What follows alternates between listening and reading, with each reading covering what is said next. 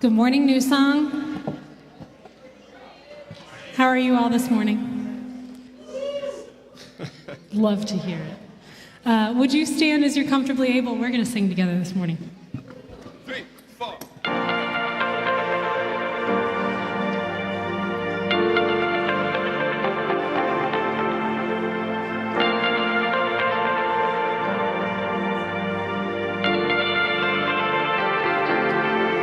There is a river where goodness flows. There is a fountain that drowns sorrows. There is an ocean deeper than fear. The tide is rising, rising. There is a current stirring deep inside. It's overflowing from the heart of God. The flood of heaven crashing over us. The tide is rising.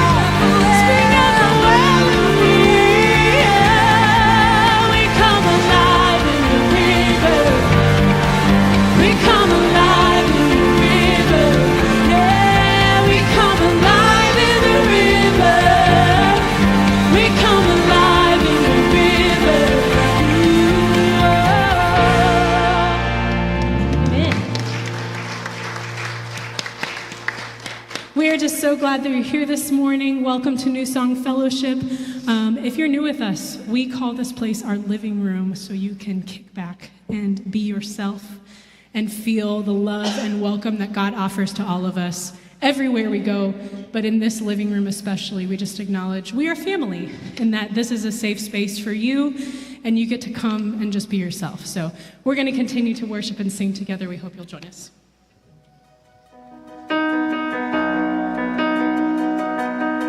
We're heaven's one creation, His pride and adoration, treasures woven by His love. His careful hands, they hold us safe within His promise of calling and of destiny. Yeah, we're heaven's one creation, His pride and adoration, treasures woven by His love. Oh, His careful hands, they hold us safe within His promise, the calling and of destiny. Yeah. And I will sing of all you've done. I'll remember how far you carried me from beginning until the end. You are faithful, faithful to the end. A father's heart that's full, A never-ending story of love that's always chasing me. yeah. His kindness overwhelming, His hope for me unending. He's never giving up on me. No, and I can sing of all you've done. And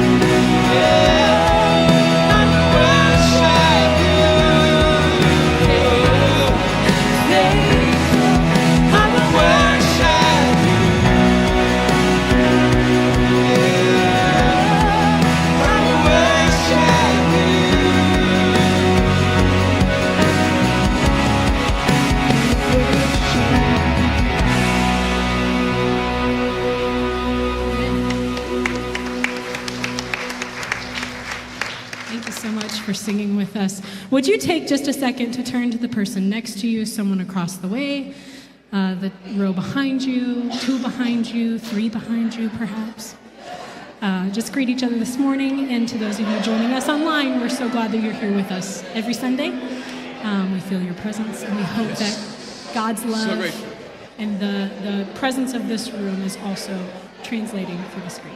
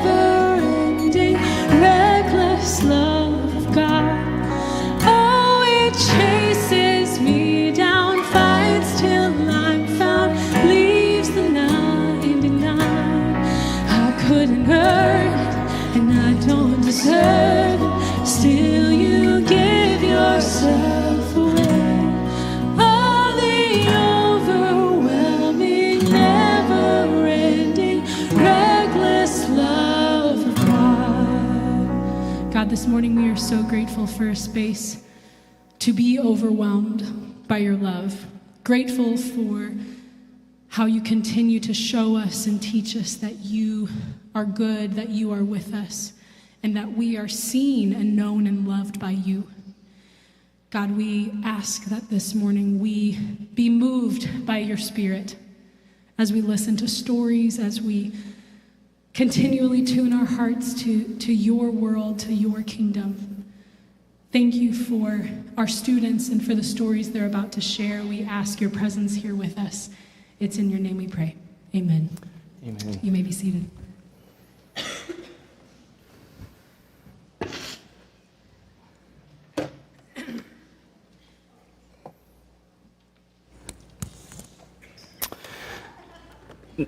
Ephesians 3:20-21 says, "Now to him who is able to do immeasurably more than all we ask or imagine, according to his power that is at work within us. To him be glory in the church and in Christ Jesus throughout all generations, forever and ever. Amen." A couple of weeks ago now, few weeks ago, I don't know, Michaela always gets on to me because I say couple and it's a general thing, and she's like, couple means two. And I'm like, a few weeks ago, we being Epic, so as you were greeted in, I'm sure you noticed not many folks would dance outside in this kind of heat, but students will and did, and greeted with the most zeal and joy I think possible for hot, humid mornings. And so this is Epic Sunday. This is the Sunday that our Epic that our Epic youth get to lead, take over, participate, and lead worship for all of us, to bring us all closer to encounters of the divine, you could say. And so a few weeks ago, as I started to say, we set off after service to a far exotic and majestic land of Ohio. Not just any part of Ohio, but the greater Toledo area, which everyone knows as the vacation spot. And to a wonderful little suburban town called Sylvania, Ohio, more particularly to Lourdes University. And here is, I believe, here's a picture of our group in front of the San Damiano campus ministry house. This Lourdes University is a small Catholic university that is connected to and supported by a group of Franciscan Sisters of the Franciscan order. And so these sisters live there. They have their sort of mother house and residences. Some of them don't live there, which, because that's fine. It's not like a rule that they have to. But some do, some don't. But as you all know, probably, that New Song is not Catholic. But there are a couple reasons that we went here. The first of which is that the good Dr. Jamie Curley works there. And Jamie Curley used to come to New Song, still very much considers it her home, her church. Even as she was talking, she was like, our church, and saying things like that. And so she was on the board of elders here. And now she's at Lourdes University as basically the dean of the whole school. And I'm sure if she's listening right now, she's probably like, Grant, that's not true. You know that. But you know what, Jamie? I have a microphone, so... So if you get an opportunity to see the good Dr. Jamie Curley, you don't pass it up. And here's also, so just to put some names and faces together, we also there's Brittany, Jamie, Paige, and then Michaela. Paige works there. She's a administrative executive assistant. She basically put together everything for us. She's incredible. She was the host extraordinaire. And then Jamie doing what she does best, which is everything. And so I knew that for me, I knew I wanted to take our students to this place, not just to see Jamie again, though selfishly that doesn't hurt. But in particular, because it's a Franciscan sisters, and most of my exposure to the Franciscan order is because of Richard Rohr. I have a hard time doing a sermon and not referencing Richard Rohr. I love Richard Rohr. And over the years, I've listened to him teach and preach on different topics and reading his daily emails, and that there's this simple and this powerful way that Franciscans live out their life, live out their faith, that those two are very much one and the same, as it ought to be. And it feels just so right, so true, so at home with what is seen in the Gospels as Jesus' own way of living and moving and being in the world. And it's so in step with how we talk about life and faith here at New Song, and it's what I want out of my own life and faith. So, for example, as we sort of get this big picture of Franciscans before we sort of come down to the stories of the trip, Richard Rohr has this quote. He says that the heart of Franciscan intuition is seeing everything as a sacrament, a place of grace and encountering the divine. Which, I mean, like, come on, right? Like, that's so good. It's so easy to go through life as if it's, just me and whoever happens to be around me, or that it's all up to me. It all depends on me. But there's this subversive, there's this countercultural simplicity in going into each day, each moment, each conversation with an expectation that, even as Pastor Dave talked about last week, as from the Jacob story, surely God was in this place all along, and maybe I just didn't realize it before. And that's exactly what we got with the sisters. And so you'll hear all sorts of stories, I'm sure, that highlight this, but they seem to bring this level of intentionality to everything that they were doing, this really heartful engagement. It felt like they didn't just see you as a person, which, like, that's a good thing to do, right? To see somebody and be like, you're a human being, and I recognize that. Seems pretty baseline, but it was like it went there, but then they were also like, hey, gosh, what a treasure you are. That you bear the image of God, that you are God's beloved, and I get to have this conversation with you. That in so many ways seemed like their attitude to all of us. That they live and they have this expectation of meeting God in even unexpected places. And it doesn't just stop with people. They, I think, take seriously Jesus' words when he says, consider the birds of the air.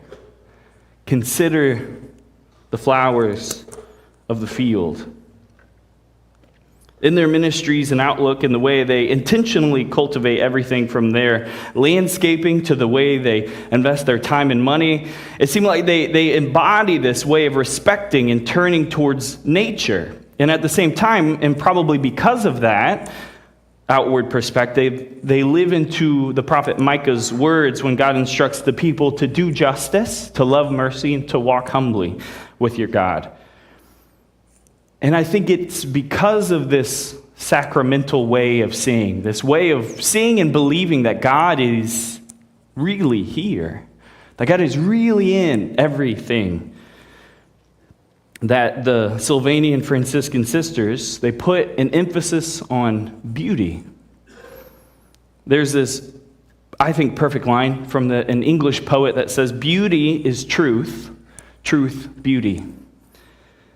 And if you believe that on face value or not, spend 5 days with the Sylvanian Franciscan sisters, and you will. In fact, beauty is actually a part of the DNA of their convent. Mother Adelaide, who looks like this, which, like, how do you, come on now. She looks like a kind, compassionate person, right? Mother Adelaide, she's the founder of the Sylvanian Franciscans, and she herself valued beauty.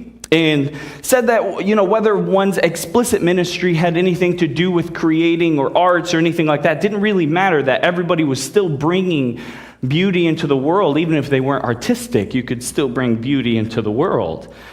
And she said, we heard from one of the sisters, Sister Joan, that Mother Adelaide would walk around and tell people and encourage and remind them that if you surround people with beauty, maybe they'll realize the beauty within.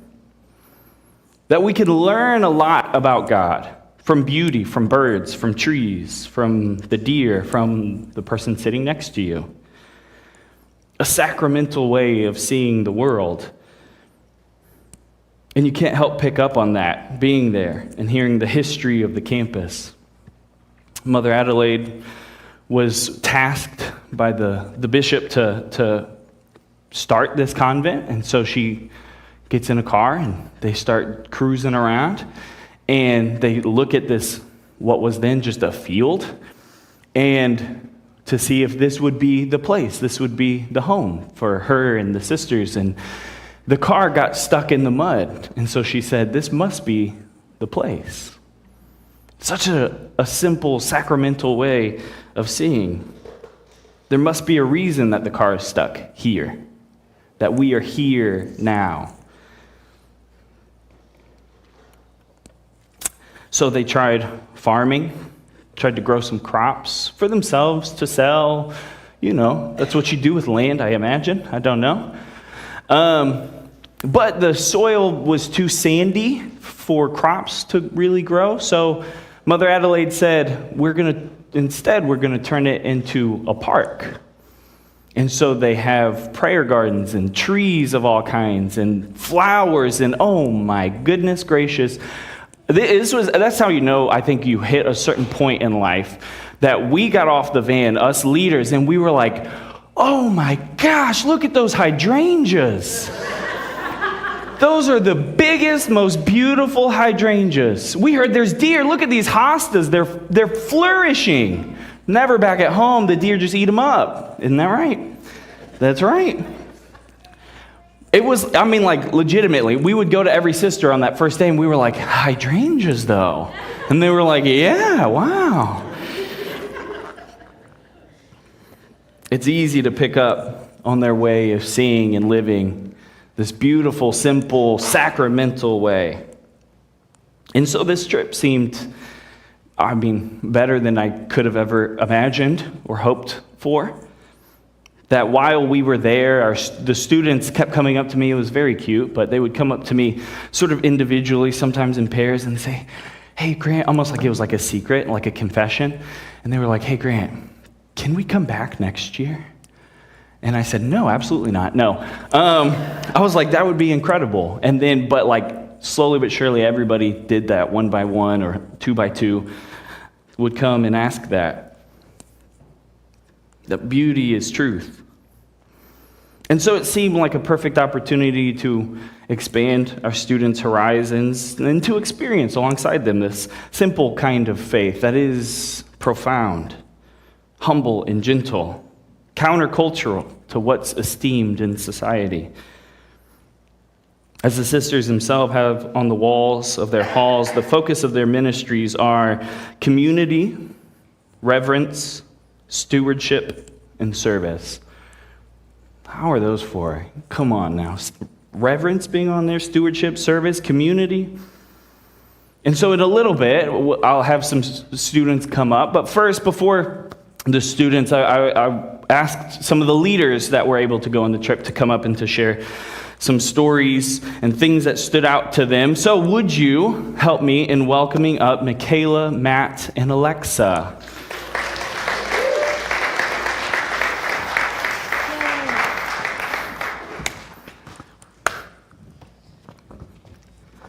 Oh, I'm going to take this. Shaboop.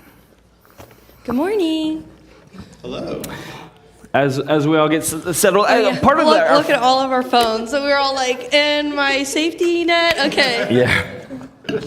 Part of our first day, as we walked around campus, was a spirituality tour with Sister Joan.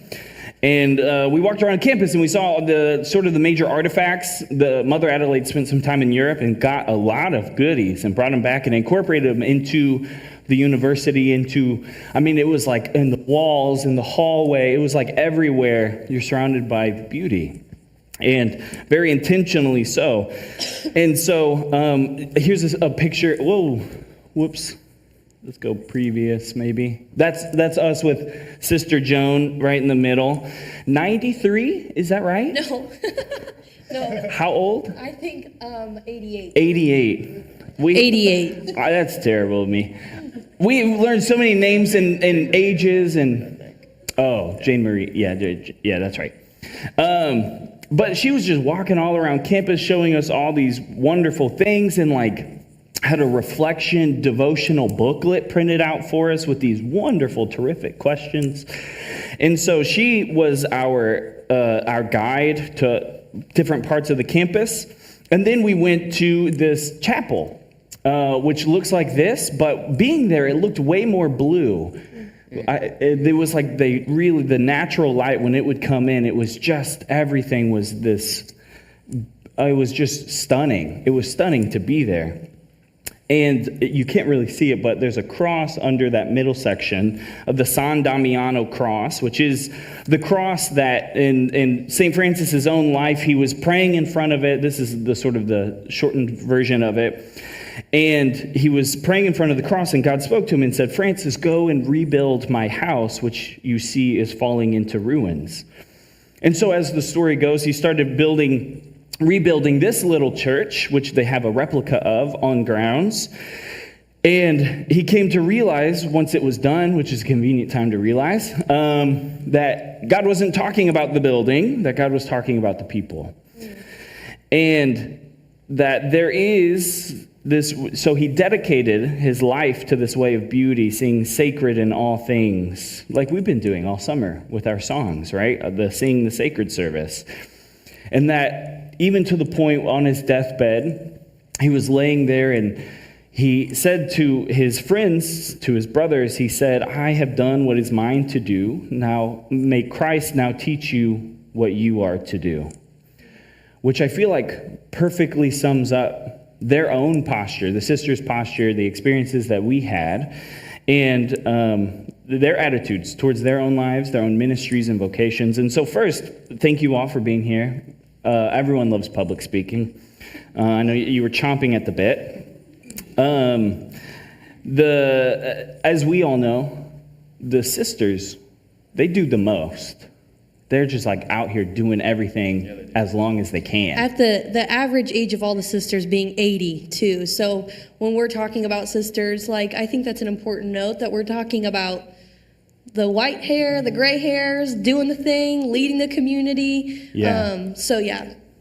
Yeah, no, that's and that is very important. It gives a sense of who they are. And so they have so many ministries going on in the Sylvania, Toledo area, and also the sisters that aren't there, that are still around the world, around doing their ministry. So just to get a sense, to recap the ministries, can we just sort of start naming off some of the things that you heard either in conversation or even the projects that we participated in? What were some of the things that they're all doing? The Bethany House was the home for emotionally and physically abused women. We were able to go there and help out any way we could. A lot of cleaning to be done.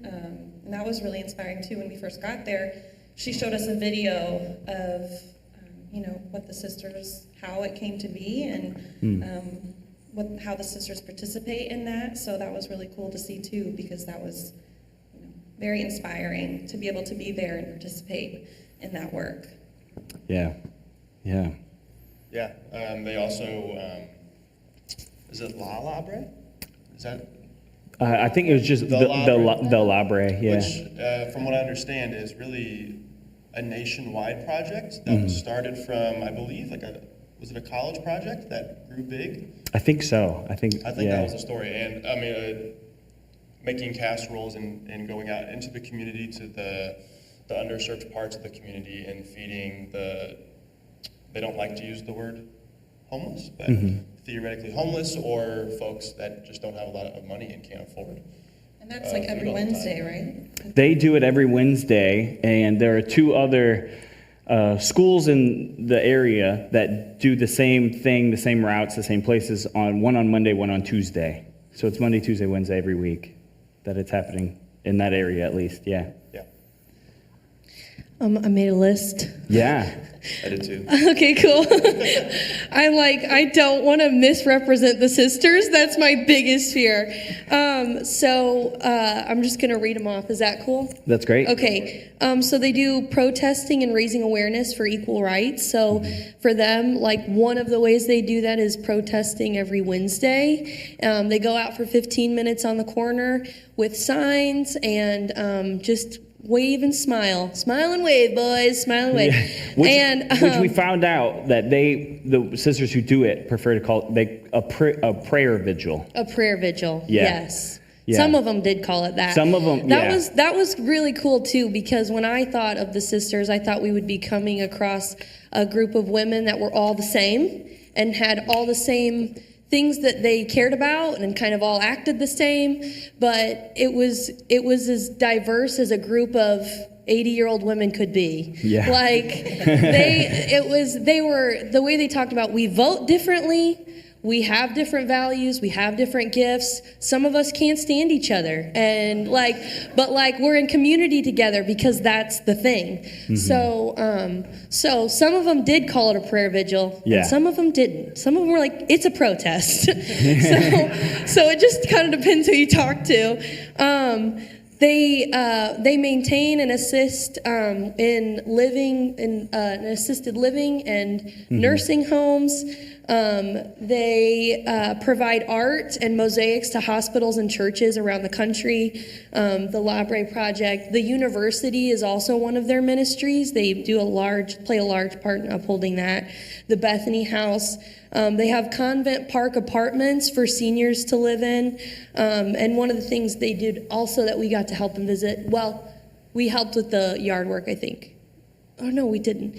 Sorry, a different place. But they house and work with refugees, and so they have 3 families right now, 2 of them from Ukraine, yep. and 1 from Afghanistan. And so it was incredible to hear the sisters talk about the way they support them. They said a lot of dentist trips. Everybody's always taking somebody to the dentist, and they do house all of them.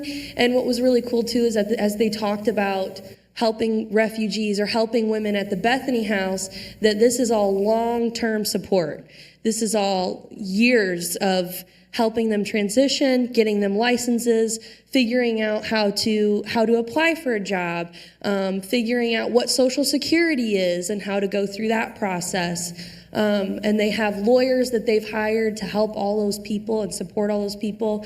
And that even if somebody graduates from these programs, that they stay in contact with them and the relationship is open. So they're always there to help. Yeah. Yeah, they were, even just talking, the people that we're talking with were saying how they were like, yeah, one of the families that graduated out basically is like sort of on their own. Like, oh yeah, we're gonna go take them to the dentist, and I was just at their house. They invited me over for dinner like last week, and so very much still like in community with these families. Some of the other things I want to say. Oh, they had composting. They compost. They have a community garden that they just started up and were like really jazzed about with like some big vegetables growing. Mine all got eaten by a gopher. A beehive. They started a beehive. The mosaic work, and there was it encapsulates. There's a story that they told about Mother Adelaide, how basically, as Dave often says, like, God, if it's you, the answer is yes, and they very much have that same posture. And so they were going into the community when it was just getting started, and there was a lot of need for nursing. And so a lot of them ended up being nurses and teachers, and sometimes would go on to do other things. But some, back in the turn of the century, around like 1900s, they didn't really have much education of nursing, but they showed up and they helped and they participated. And there was one story where there was, I'm blanking on the, like, disease or virus or... Oh, leprosy. Was it leprosy? Well, you're questioning me, so now I'm not sure. It was leprosy. But there was. Let's say leprosy and sisters, we're sorry if we got it wrong. Yeah. No. I kind of think it was the influenza. Influenza. You're right. You're right. There we go. Oh gosh, I'm blowing it. Spanish flu. That's what Thanks, it was. Willow. Spanish flu. Thanks, Willow. A student comes through. Yeah, and so they had over 100 patients, and they said, Lord, we don't really know what we're doing. We're not trained professionals, but we will go and we will do whatever we can. And so they tended to these over 100 sick, and every single one of them survived. That the Lord made a way. They said yes, and miracles happen, that these groundbreaking sacramental sorts of moments happen. So there was one sister who was asked to help take x-rays at one point, and so Mother Adelaide said, it's just taking pictures. How hard can it be? Which, not to like diminish any sort of like x-ray techs, but like that sort of attitude of like, this is the basic idea, God will provide the rest. Just your yes is all that's needed for God to be able to move. And so, which I feel like is just a wonderful little like anecdote. They were just anecdotes after anecdotes that they were telling and sharing. And so what would, in maybe your own anecdotes, in a couple words or a phrase or something, how would you describe your experience in Sylvania with the sisters, their faith, the way that they lived it out? And you can share if you had expectations or no expectations going into it. And just like a few words or a phrase or a tweet. Yeah, I think my expectations going into the initial thought of going to a Catholic university was that we're going to hang out with some very stoic nuns who were very cold and very regimented. My dad grew up in a Catholic school. I've heard endless tales of picking out your own paddle and then getting swatted in the butt with it. Yeah, we've had students ask, are we going to be hit with rulers? Yeah. I think jokingly. And one student thought when we said sisters meant like there was like 2 or 3 biological sisters. They're like, there's a lot of talk about these 2 random women. Yeah. So that's what I expected. And of course, hearing stories going before we even went there, I knew it wasn't going to be like that. But I think the one thing, or I guess the 2 words that I would use to describe my experience or describe the sisters, I put normal down, which is funny, that they were just normal. But gratitude and joy. They were incredibly grateful and they are incredibly joyous. When they take the vows of being a sister, they are vowing to a life of poverty, and they were very intentional in telling us that. They don't own anything. They don't own a car. They don't own a house. They don't have a 401k. You know, all these things that we want, they don't have. But that doesn't stop them from just being just the brightest lights in the room without trying to be, which was just amazing. And I think the one story that has really stood out to me over these last few weeks. That's right. She's looking, you see her? She's peeking around. The good news is I don't know if it's a couple or a few. I'm just like along for the ride. Every morning at 8 a.m. they have Mass. And one of the first mornings that we were there, we all as a group went. And there was these 2 older sisters in their full habits, their outfits in front of us. And we were going through the sermon, and it was time to offer the sign of peace to everybody. They turn around, and they see this group of 15 or 16, I forget, or 14 of us. Yeah. And their faces just light up. And they're so excited to see us. They're saying hi, they're asking where we're from, getting to know us as quickly as you can in the time that you get to offer the sign of peace to people. And then one of them steps back, just as effortlessly as it comes, she looks at us and she's like, wow, I can get started with my day now. It felt so genuine, it felt so authentic. And to be in their chapel, which they hold very highly. They love their chapel. They do not like the fact that a priest has to come in and give them a message. They're like, you got to do it, come in, don't let the door hit you on the way out. Kind of They thing. won't let him live on campus. They ask the priest to leave at the end of every bad. day. Which I think is hilarious and just sassy and awesome. But then to Everything I aspire to be. Sassy and awesome. then to welcome this group of strangers into this chapel and not hold it so tight that they don't welcome us. And then just welcome us with open arms. I thought was just beautiful and amazing. So, Yeah. I have to say, those same two ladies, they must be in their late 80s, if not early 90s. To give you perspective, one of them, every time it was time for the Eucharist, would immediately go up to the front row so she could be first in line because, assumedly, didn't have the health to stand in line long enough to make it to the up there. So, Also would still wear a little bit of the habit. Yes. That was just like the hat. Yes. Yeah. It was the same ladies who, as we were like crossing the parking lot at one point, the students, Oliver's already laughing, somebody pulls up in a pickup truck and says, "Hop in the back, we got room for 6." And it's those same ladies in this giant pickup truck. I was like, I have to take a picture, hold on. They're like, yeah. So if you want to see that picture later, oh my gosh, no way. Yeah, there it is. It was awesome. They That's started to drive all away, I and didn't know Michaela that was like, no, gonna I gotta take a picture. Yeah. And so they are in the big truck, and then there was a sticker on the back that said, "Walk gently on Mother Earth." And so that sort of... And drive a pickup truck. Yeah.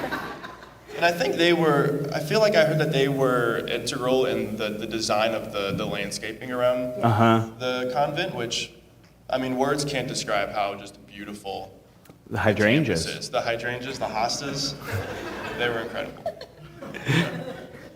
And everything else.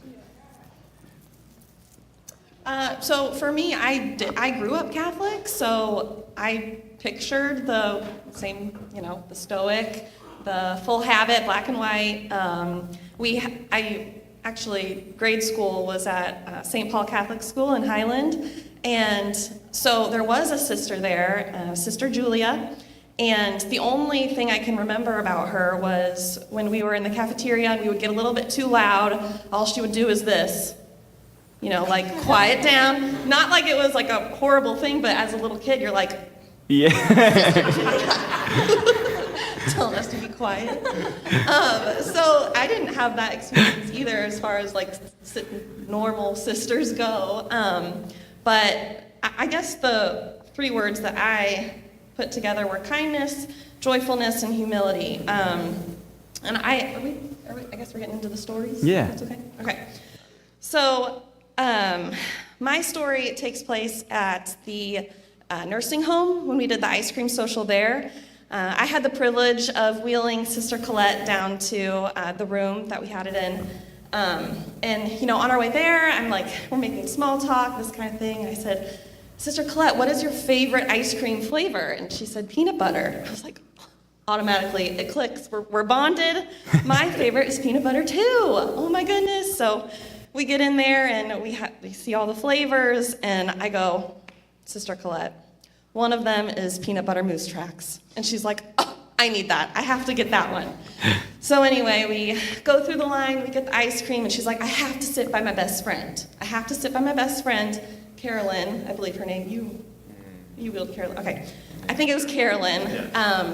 And I was like, "Okay, we will find Carolyn. We'll sit down." And so we did, and you could immediately see their bond. I was, asking Sister Colette what she did, what were her ministries, and this kind of thing. And she was a teacher, but she didn't want to talk about herself. She just wanted to, boast about her friend and how her friend was a great singer, and she led choir and was a choir teacher, and all these things about her best friend. And so I said, "Will you sing a song? Will you sing a song for me?" And they both kind of looked at each other, and Sister Colette said, "Do you know Chiquita Banana?" I said, I don't know Chiquita Banana, but... Is that in the hymnal? What page is that in the hymnal? I think it's like a banana commercial way back in the day. Sorry, maybe not way back in the day. But yeah, so I had no idea. And so they sang it, and afterwards I was just like, thank you so much. Like, you can totally see the bond that you two have. It's great that you're best friends. How long have you guys known each other? And Sister Colette said, I met her last week. I'm like, oh my goodness, wow. So, right there you can already see the impact these sisters have on everyone around them, and the connection that they make to people. And so we were on our way up, and I, dropped her off at her room. I didn't want to. I was sad to leave. And she gave me a big hug, and she told me she loved me. And so it was you knew me for one day, and not even a day, an hour, 2 hours, and you're telling me that you love me, and your best friend you met a week ago. It's just, it was inspiring and amazing to see the connections that they make so quickly, and the love that they just have for everybody around them. So, yeah. So I had a very similar experience to Matt and Alexa and everybody on the trip. I couldn't think of a few words, and I'm like a work smarter, not harder. So I looked up the mission statement that they have, and I'm just going to read that. Yeah. So it says, called like St. Francis of Assisi, to live the gospel and joyful servanthood among all people, the Sisters of St. Francis, Sylvania, Ohio, as messengers of peace, commit themselves to works that reverence human dignity, embrace the poor and marginalized, and respect the gift of all creation. So I think the part of that stuck out to me a lot, well, all of it, but commit themselves to works that reverence human dignity. Just that so often it's hard for me to come across a person, even sometimes people I know intimately, and let that person be a full person to me. And understand that in every moment, everybody's bringing their best and making room for all that looks like. Does that make sense? And that the sisters, so, like you said, effortlessly, each person they come across, you just feel that you're being ministered to. They're asking how you are, but you know that they're really asking how you are. And it just makes me think wow, this must have been what it looked like to speak with Jesus. I feel so you see all of the parts of me and you don't even know me. So when we went with the students to the assisted living, I do have to say for how much we're going to talk about the sisters today, as leaders, I think all of us feel the same, that we are so proud of our students. Yeah. That to take, I'm sure some of you can relate, when you were younger, going into nursing homes, not for everybody, but for younger people going into nursing homes, assisted livings, that feeling of discomfort kind of creeps up. What do we say? What do we talk about? What if I say something wrong? What if but that the students fully embraced all of those feelings and took the lead of the sisters that were living there, and they just communed with each other. So big thumbs up to Epic. Yeah. Love those kids. They're awesome. Yes. Yeah.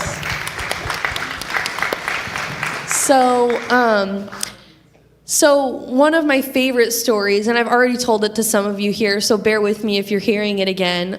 We go to the assisted living center, and as we arrive, we're talking with Paige about the dynamics of how we're going to distribute this ice cream and all the elements of a banana split. And then one of the women comes out, one of the sisters comes out of her room, Sister Roselma, and she's like, well, hey, everybody, you want to come see my house? And we're like, yeah. So we're all kind of okay, we're all following this sweet little lady now. So we go into her room. There she is there in the striped shirt. Notice sitting with all the students just gravitated towards her. And she could hang. I mean, she didn't miss a beat. She never revealed her age, but in her 90s. So we're in her room, and she's just got this presence about her, and she's saying things like, oh, here's my chair. Oh, I just love this chair, and look at this tree out my window. Isn't this a beautiful tree? She was like, it's kind of dead, She was like, at first I moved in, and I was like, cut it down. This is such an ugly tree. She said, but then I thought, this tree is like me. It is old, but it's still growing. And so leave the tree. And she turns, and she has this pumpkin that she's painted, and she picks it up, and she's like, who's going to take this pumpkin? I want somebody to have this. Who's going to take this? And the students, just her way of being, the students they're all just kind of getting welling up, like this woman is just here, and she's happy, and she's just loving us so well just by being herself.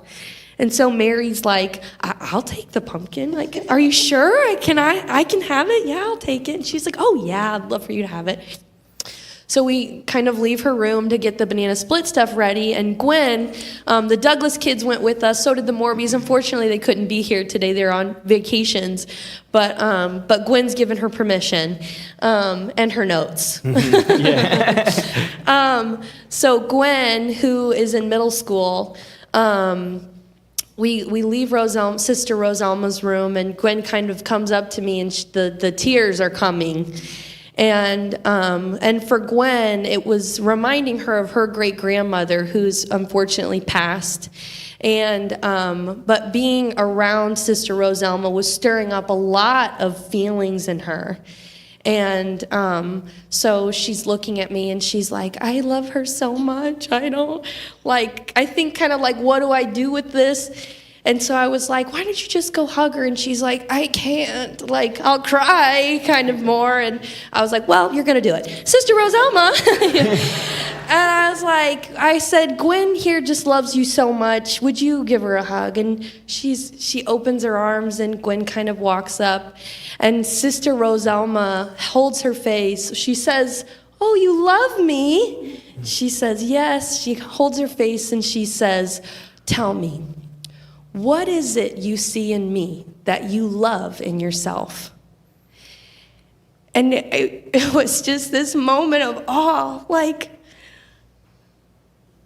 that's not a line. Like, that's her full self. She's lived a whole life of loving people.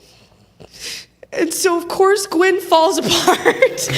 And Gwen's like, kindness, So Sister Rosalma puts her arm around her, and she leads her back into her room, and she looks back at me and goes, and I thought, she's going to go minister to her. She's going to go do what her calling is. And so she brought Gwen into her room, and like 5 minutes later, Gwen comes out, her face red with tears and so happy, and her hands full of snacks, like cookies and goldfish and Oreos. And yeah, so from that point on, they were kind of inseparable. Yeah. Yeah. It was, yeah, I don't know. It's so many beautiful, wonderful stories. Thank you all for coming up, for sharing.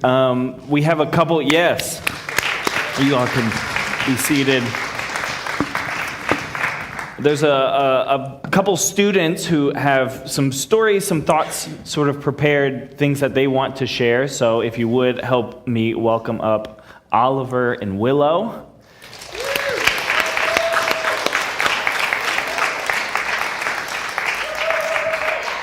I asked them, a few of their favorite parts of the trip, meaningful favorite story, things that have been sticking with you, encourages their own faith, that kind of thing, just like softball questions, not like things to think about or anything.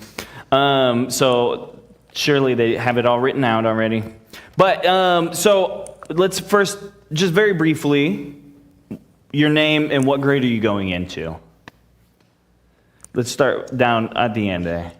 Hi, I'm Willow, and I'm going into 8th grade, so that's fun. Hi, I'm Ollie. I'm going to be a junior. Way to go, y'all, for making it this far. So Willow, would you actually share? Are you comfortable sharing first? Yeah, sure. Great, thank you. Okay, so one of the stories that I have from the trip that we went on that really like stuck with me this entire time was meeting Sister Jane Mary. It was very emotional, and she was very well known for being the creator of very many mosaics around the church and the university. And while we were there, she was making a very new one of Mother Adelaide, and she was doing this all with a broken arm, which really inspired me, because as you can see, she was disabled and kind of old. And she was still making masterpieces that really just like brought beauty into the church. And it inspired me because I'm an artist and I usually give up when things get rough or when they don't interest me anymore. So her and her story really inspired me to, you know, depend on God to help me power through things even if they're hard or even if I don't want to do them anymore. And Jane Mary really wasn't scared of anything, and she was in hospice and told me to pray for her, which I did, don't worry. And she said that in return, when she got to heaven, that she would tell God to bless me so that I would have a full and wonderful life like she did. And I burst into tears and started hugging everyone because I could not deal with that statement. Meeting all of those sisters really shows you how beautiful life can be and how amazing things can be created if you try hard enough. And so now that I'm home, I pray so often to be guided like she was guided and to be inspired by her and her story and, you know, to just feel safe and not scared. So, yeah. Yeah, that's awesome. Thank you.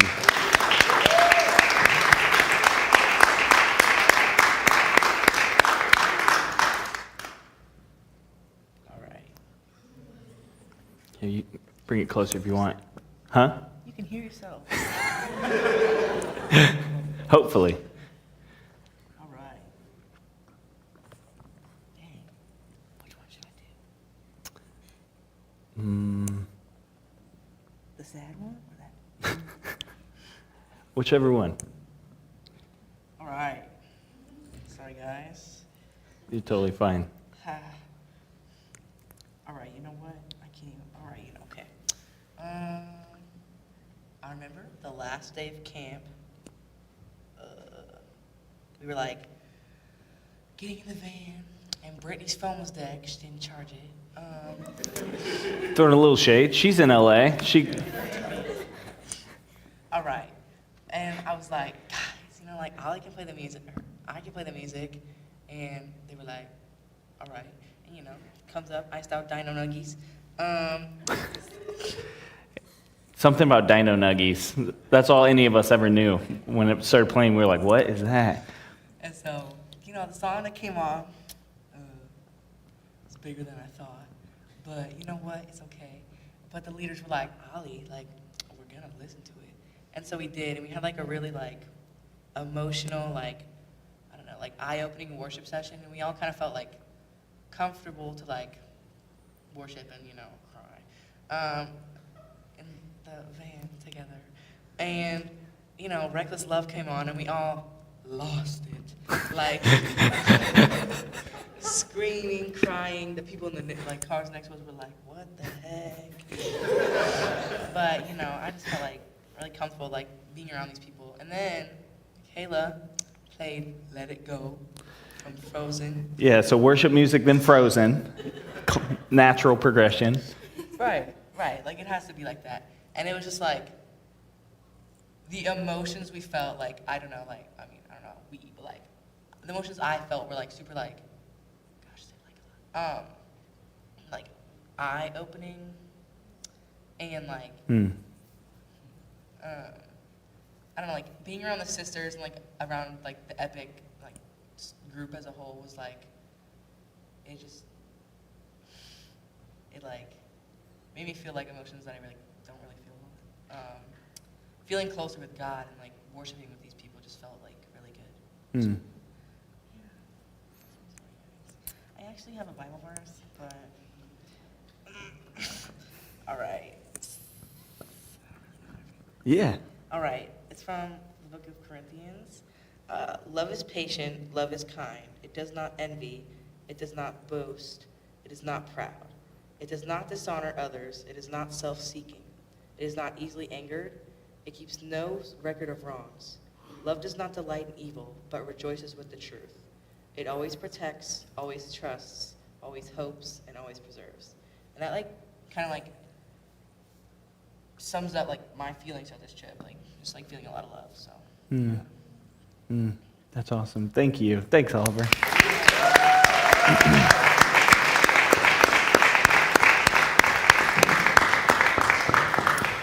I know I really appreciate the both of you for coming and sharing your stories, and I would recommend to stop any of the students that were able to go on the trip and to ask them a story, their favorite story, put them all in the hot seat, as it were. Would you again express your gratitude? Thank you both for sharing. You can sit back down if you would like. You can just leave the mics on this. Paul says to Timothy, he says, to live as an example for all believers in speech, action, love, faith, and purity.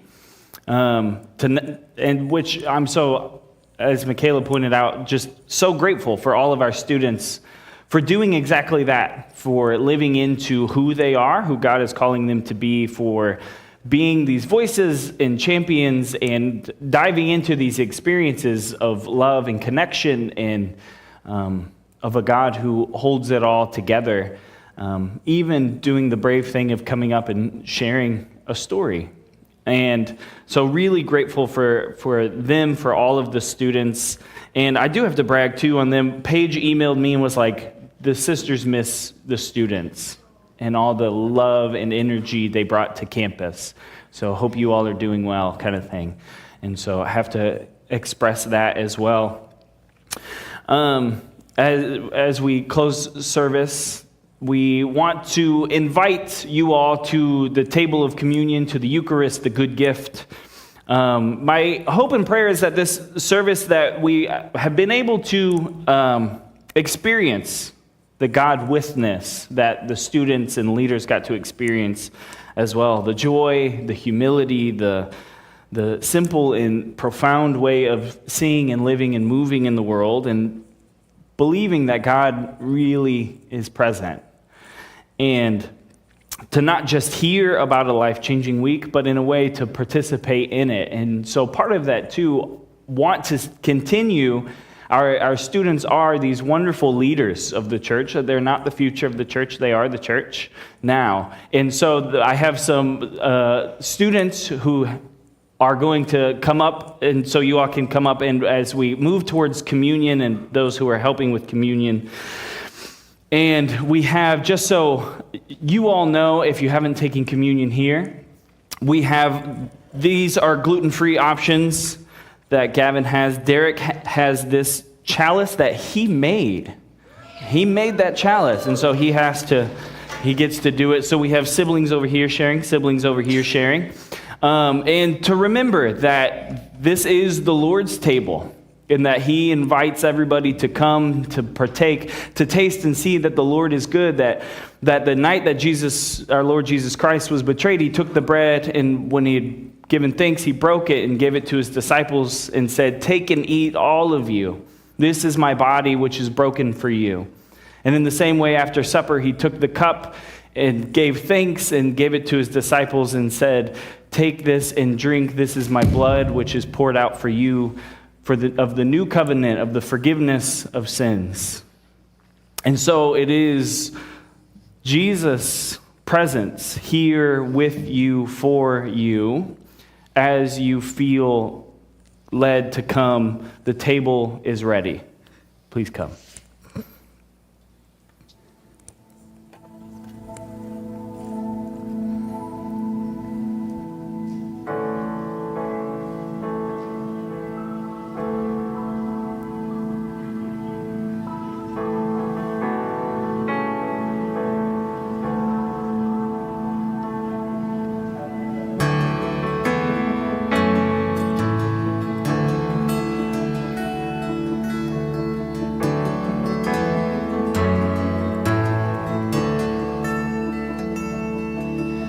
Creation sings in the quiet themes.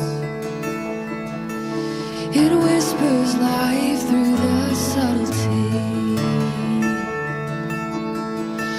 I can hear it well if I'm listening. And it sounds like home.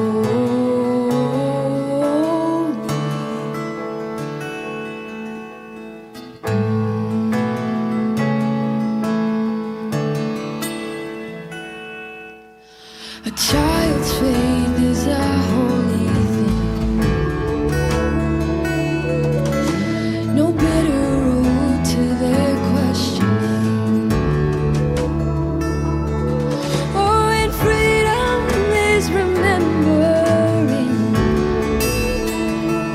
It feels so holy.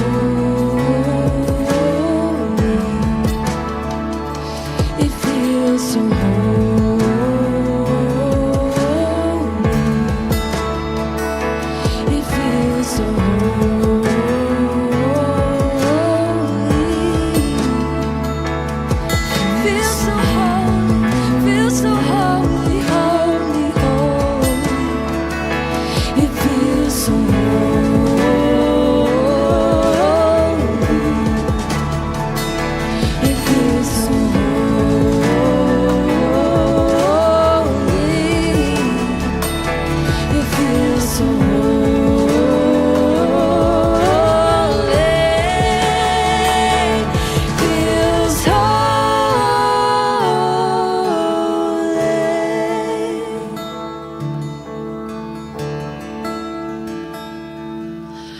I've prayed for fire and I've prayed for rain.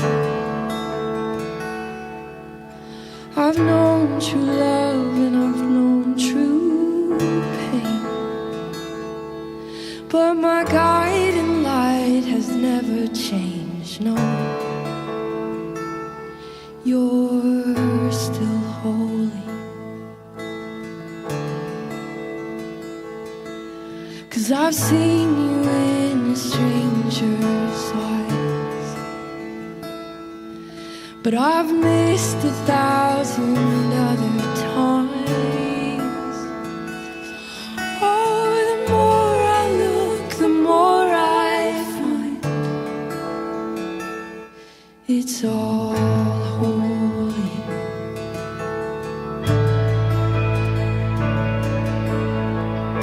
Yes, it is. It's all holy. Yes, it is. It's all holy. Every part of it.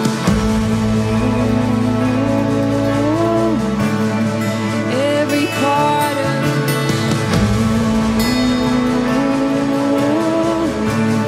It's all holy.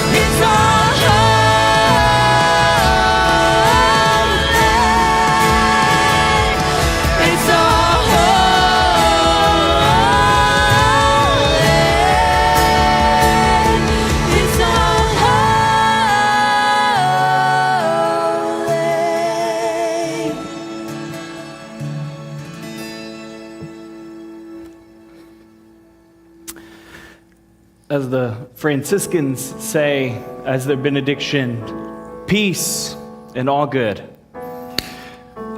We have joy boxes around the walls and online.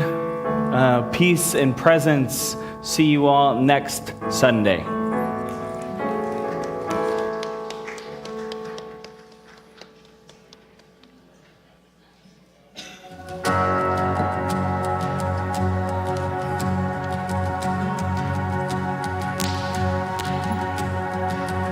Who am I that the highest king would welcome me? I was lost, but he brought me in. Oh, his love for me.